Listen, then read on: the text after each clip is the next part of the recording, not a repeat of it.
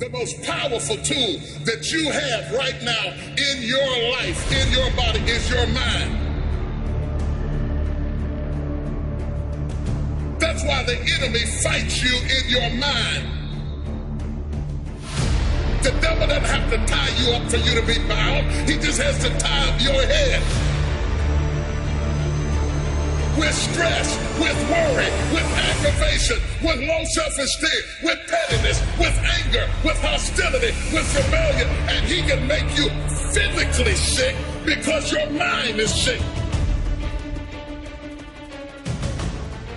Whatever drives you, that's what's shaping your life. And the challenge is that most of us never consciously decide what we're going to have drive our life. See, we're not stimulus response animals, but we can be stimulus response animals. We must not be negative. Just negative talk gets us in so much trouble. I am sick and tired of people coming to me saying that they had a setback. It is a part. I love the sun, but things don't grow because of the sun. You have to have some rain. And you've got to stop looking at rain in your life as something bad. You control your feelings. Don't nobody else control your feelings. So when you tell me I ain't feeling it no more, it don't got nothing to do with something external. It's something internal that you ain't pushing no more. You push you. You got to move you every single day. Takes guts. You got to dig down deep to gut it out. Keep on going again and again and again until you make it happen, because you know that it's possible. Now, what do you do during the hard times, Les? You must have faith. Paul said you must have the faith to call forth those things that be not as though they were. Judge not according to appearances.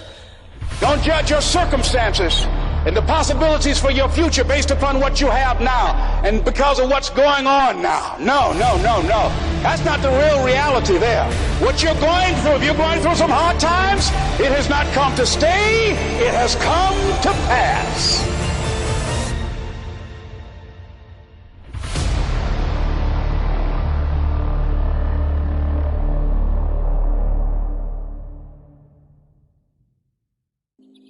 Absolutely. There's a real you. Richard Wright said it best. He said, the impulse to dream has slowly been beaten out of me through the experiences of life. So when you live in a culture that is designed to destroy your sense of self, where you are marginalized, where you have a feeling of being hopeless and powerless, and you're terrorized. And the book called Learned Optimism,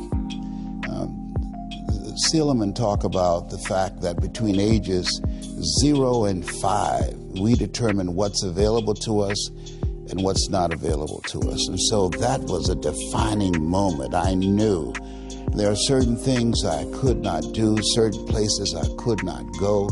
They used to have signs on Miami Beach that said, Jews, dogs, and coloreds not allowed.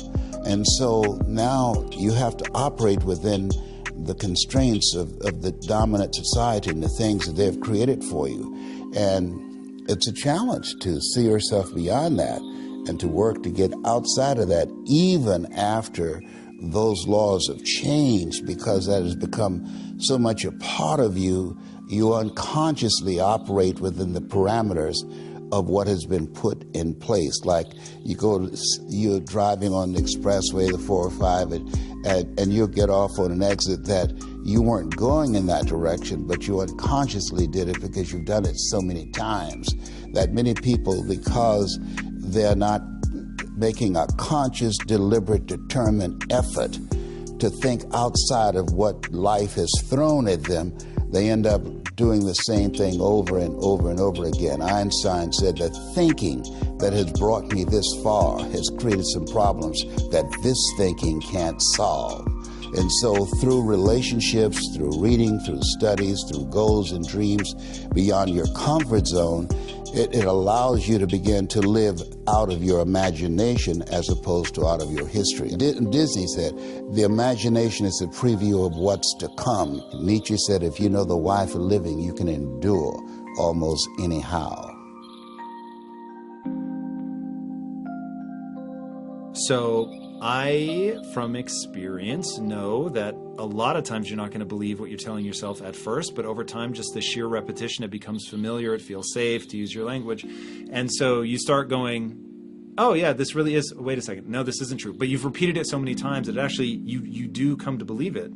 How do you help people through that process? Do you just say, have faith, trust me, repeat it enough, or do you have a different insight on that? So the more you practice it, I want to first share why, because I go into this in the book. We actually have part of our mind, our brain. It's called the reticular activating system. So like you mentioned earlier, we're very grateful for this little part of our brain because like you mentioned earlier, we can't take it all in at once. We can't think every thought at once. We can't attend to every stimuli in this exact moment at once. We would completely overwhelm our system. So we have a little part of our mind that determines what's relevant for us. And it filters out anything else that's not relevant. The common example is when you decide you're going to buy a new particular type of car, right? So now you practice thinking about this car, you're researching it, you're going to all these car lots, and now all you see is everyone driving that same car.